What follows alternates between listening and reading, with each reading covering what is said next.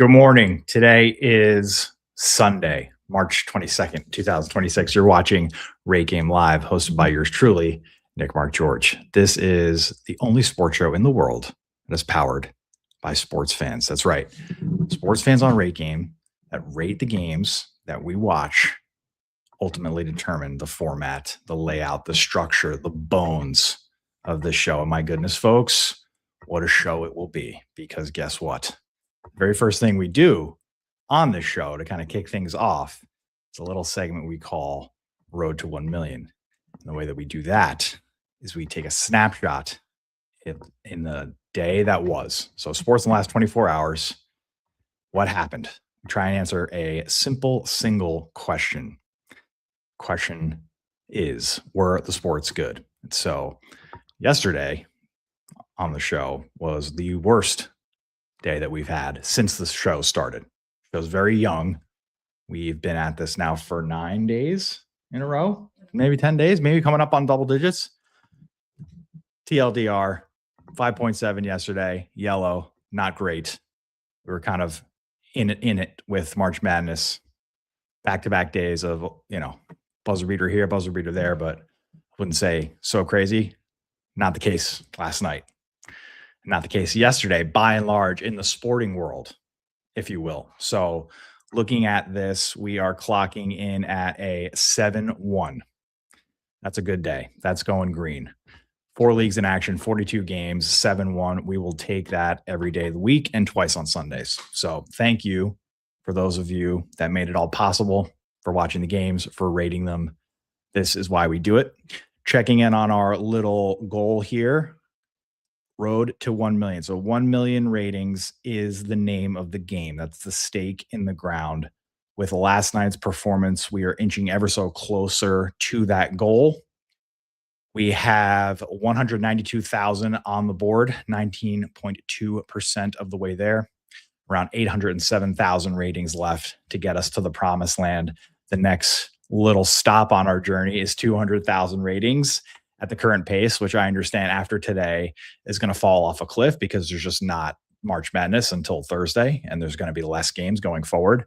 But at the current pace, nevertheless, I think we will get there in about 5 days' time. So thank you. That's how we kick things off. Let's now talk about last night. Let's talk about round 2 of March Madness. And unless you live under a rock, because it's 10:18 a.m. on the East Coast, you've by now, no doubt, seen the craziness that was the shot that almost went in from Tyler Tanner. So doing research for the show and kind of going back into the archives of RateGame is very fun for me because I can see moments in time. So I just did a little quick search on this young man, Tyler Tanner, and wouldn't you know it, but I came across 2 things. First and foremost, I came across my own little rating where I said, I kind of called him out very, very casually. I said that we should watch out for this guy. Let me see if I can actually pull up the rating here. Yes, here we go. All right, so let the record show 2 months ago for a regular season game, January 17th, nothing crazy here. I mean, the game was incredible at 8-9, and they played Florida. That's why. Okay, so they played Florida extremely close. They lost, but they gave them heck. And I said, as part of my rating, 8-8, Tanner on Vandy is a scrappy guard that casuals will surely love in March. Let the record show. Ball knower. Okay. Now, following that up, okay, we have this game against Vanderbilt. I want to show this too before we set up the clip. And Missouri. So this was a regular season game that they played. That's football. I want to see basketball. Yes. On the 18th of February. So almost a month ago to the day. It's like almost like a month and change. Vandy went into Missouri and they lost by a point. They lost by a point. This was an 8-7. Again, I'm going to call myself out here. Said, oh my God, dude. 1.8 seconds from the most unhinged buzzer beater in recent memories. This is almost a month and change ago that this happened. And I didn't mention him by name, but guess who got the buzzer beater? And look at the shot that almost was. Look at this. So if you want to pop this bad boy open. So this is that game. This is Missouri versus Vandy almost a month ago. Nickel buries a three with 1.8 seconds. Got a chance. Taken away by Tanner. The heave at the horn. Oh, my goodness.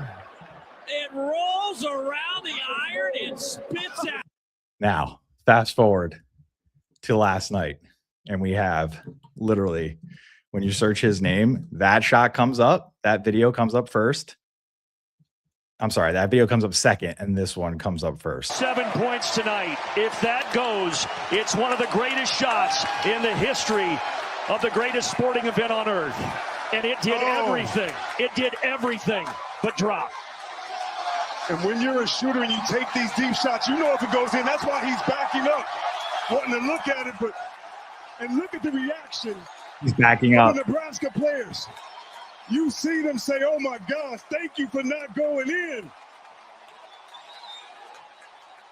Sam Hoiberg. At least he put his hands up. Oh my goodness. An unbelievable ball game tonight between two programs not known for their basketball prowess. They have had historic. It's a nice little backhanded compliment there. Not known for their basketball prowess. I guess they are football schools. You know, Vandy's in the SEC and Nebraska is in the Big Ten, I believe. Don't quote me on that.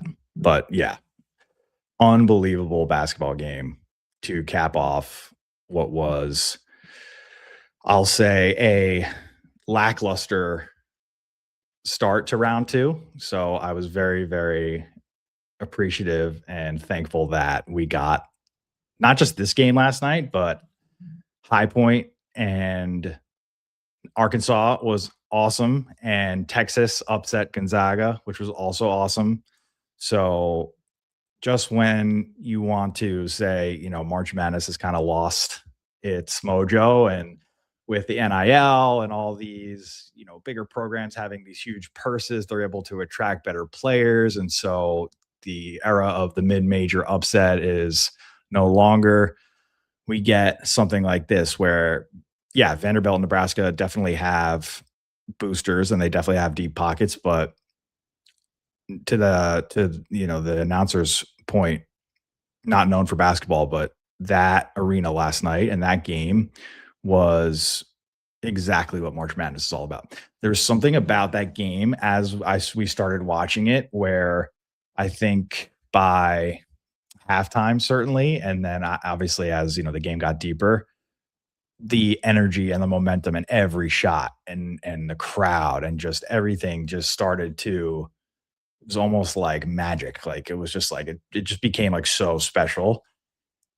And then you get that sequence where the Nebraska, I forget who it was that actually hit the layup, scores the layup with 2.1 seconds left, almost the exact amount of time that Otega Owe had in Kentucky when he hit his buzzer beater, almost from the same spot. If you think about it, just flipped on the other side of the court. I think Otega was able to get past half court and he banged his in with no timeout. This was actually after a timeout. So a little different, but still, gosh, man, if that shot goes in, we're talking about, and let's take a look at the actual game now, because this is now the top rated game of the tournament, obviously. Actually surpasses the previous, it was Otega's game, I'll say. Let's see here. Yeah, so this is the top rated game of the tournament now with a 9-6. So I was thinking, if that shot goes in, if Tanner's shot goes in, I was saying this to my producer over here, then I think that this could have been a 9-9. I think this could have been like the closest we'll ever get to a 10.0. I don't think we'll ever see a 10.0. It's just not possible. Human beings will never will never unanimously give something a 10. I don't think. I think they'll always be. And it makes sense, right? Because if you're on the losing side of this, nobody from Vandy has rated this game yet. I keep checking to see if somebody will be brave enough to rate the game. You're not going to give that a 10, right? Even if you give it like a 9.9, right? Like I could if I'm a Vanderbilt fan, I could not give that anything higher than maybe a 9.5. I remember when the Knicks lost to the Pacers, not last year, but 2 years ago, for a chance to go to the Eastern Conference Finals. It was a game 7 at the Garden, and we got our doors blown off. I could not rate that game for like 3 months. I couldn't do it. So I totally understand if we don't see a Vanderbilt rating for a little bit here. Heartbreak. It's raw. It's still very raw. You wake up after a game like that and it feels like something terrible has happened in your life. It's crazy. It's like you're actually experiencing loss, like in grieving. And on the other side of it, if you're Nebraska ball, I mean, I can't say enough great things about that fan base. They absolutely packed out OKC's arena like it was a home game. And that's what made this, I think, so incredible, was the energy and the atmosphere. You didn't really have this like mixed bag of transient fans who might have been there for like the previous game and then they just stuck around, so they didn't really have any allegiance or rooting interest. No. This was like a home game for Nebraska in a really intimate theater, I would say. Like that stadium, Paycom Center, is very similar. It reminds me a lot of Madison Square Garden because you have the lighting that really focuses on the court. So on the sidelines and certainly like in the stands, as you kind of go up into the rafters, it's really dark. So a lot of your focus naturally is just like on the court and the basketball players. You're not really seeing too much of the stands. They almost kind of like fade into the abyss, which creates this like theatrical, almost like Broadway show kind of viewing experience, which I think just raises the overall intensity and just makes for just awesome basketball. So yeah, man, I think we just got so spoiled with a game like this. It's a game that you just never forget. You just never forget. And I feel so bad for Tanner, man. I feel for that kid. He's like him and Sam Hoiberg, the coach's son, like the two tiniest guys on the court, making some of the most incredible plays. Sam Hoiberg had that putback shot that tied it up right before the winning layup. So, and Sam, like Fred Hoiberg is like he's like an icon for Nebraska ball. The guy deserves this moment. And Nebraska at large, just an incredible run here. I'll definitely be rooting for them going forward. And I want to also talk about the fact that Tyler Tanner is the first ever player of the game for the losing side. We've never seen that before, and deservedly so. The guy gave it everything. Also, looking at this list, you see my man Darius Acuff absolutely goes off in the win over High Point. Also an incredible game. Acuff had 36 points. You see my man Yaxel Lendenberg, the Big Ten Player of the Year, had an incredible jam. Jordan Pope on Texas. I didn't really see this game, but I did see Cohen Carr. Cohen Carr is a freak of nature. That guy just has unlimited energy. It seems like everyone else is trying to play catch up to him, and he's just like, an Energizer bunny out there. I didn't see him run out of gas. And we got Andrej Stojakovic, Page's son, Take Me to the Balkans, Please. Raff with an incredible call there. Shout out Bill Rafferty, man. 82 years young, still at the top of his game in his absolute bag this tournament, coming up with sayings like that. We're absolutely in it right now. We're peaking.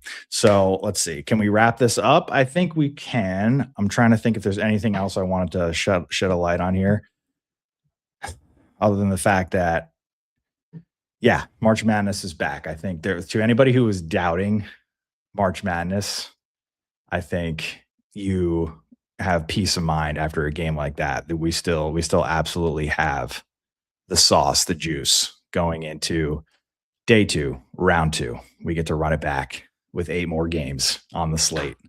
So very, very excited for that. All right. Let us go for, oh yeah. So elsewhere in the sporting world, lest we not forget, there was some NBA action. There was some history made with 2 of the OGs, 2 of the all-time greats. The other day I said, like, I would not be talking about stuff like this, the mainstream kind of ESPN, almost like clickbait stuff that they always lead in with. But history is history. We got to shine a light when people set records. When these 2 guys who are still at the top of their game are, performing, I got to talk about it. Like it's just, you can't not talk about stuff like this. So what is it that we're talking about? Well, last night, LeBron James passed Robert Parrish for the all-time lead in games played. So I was trying to think about this. Like, there's really, like, what other records does the guy need to break? Like, there's like not, other than like points scored, which are in a single game, which he's never going to do because he's 41 years old. I feel like there's really not much else left that's still standing in terms of like longevity records or historical, like, passing on leaderboards. So conversation for another day, but here was the very first play of the record-breaking game. The very first play. We're 30 seconds into the game. From Bain and the steal. James out in front. Throws it down. Man's 41 years old. It's a strip from Bain and the steal. That's a signature dunk. James out in front. Throws it down. All right, so we had that. Also, Lakers won on a Luke Kennard buzzer beater, by the way, 9th in a row. They're having fun. They're playing basketball. And we also had the Slim Reaper, Kevin Durant, passing Michael Jordan. To Durant in the corner. The 3. It's good. He's done it. He's done it. Kevin Durant has passed Michael Jordan on the all-time scoring list. That was also a crazy game. We also had a buzzer beater in that. I'm not going to. You want to see it again? Let's see it again. Shepard around the Şengün pick to Durant in the corner. The 3. It's good. He's done it. He's done it. Kevin Durant has passed Michael Jordan on the all-time scoring list. Very, very lucky to be living in this era. I also want to show this because I think it's so cool. The way that this is so cool. Nike, obviously.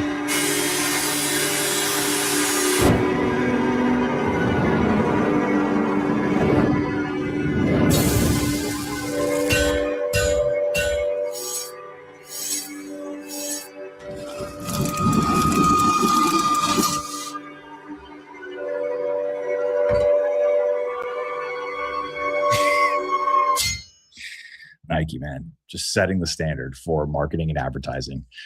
For those who don't know, I think that's my producer. His nickname is the Slim Reaper. Yeah, so throughout his career, it's always been like a play on words where, because he's like so skinny and he scores a lot, he, basically comes into town and he kills the opponent. So now it's like, that's a scythe, I think is the correct term. It's like a farming tool where you Slim Reaper. Anyway, congrats to KD. Congrats to LeBron making history. Speaking of history and leaderboards, we have the Pick'em Challenge, which is somewhere, or was. Let me get it here. Wait a minute. We have, okay, so the more things change, the more they stay the same. Shout out Jim Arrange, man. Keeping pace. Still on the leaderboard with 37 out of, I believe it's 44 or 45. 44, I think. Yeah. So he maintains his 2-point lead over the usuals. Actually, you know who had some movement yesterday? It was Flame. Shout out FRR. I think he went perfect yesterday. And I think that's why he was able to appear on this leaderboard, tied for second. So there's still 8 more games today before we break until Thursday. Still some movement to be made, but Jimmer, man, I mean, and in order to beat this guy, I feel like you got to pick against the grain, but it seems like he's also picking against the grain. I'd love to see which ones he hit on and which ones he missed. And I know that you can't do that right now. So that's on us. We'll get that right, because I definitely am interested to see where he's zigging, where we're zagging, if that makes sense. Certainly not on Gonzaga, I would think. Like that.